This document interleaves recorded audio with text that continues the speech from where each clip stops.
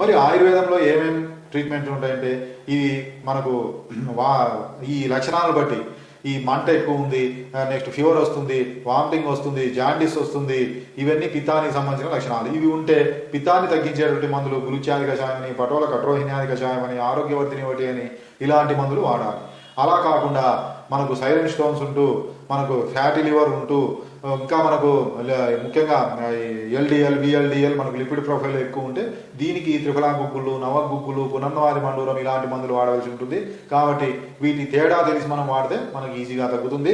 వీటితో పాటు మన దగ్గర మెడి అంటేనే మెడిసిన్, ఎక్సర్సైజ్, డైట్, ఇమ్యూనిటీ.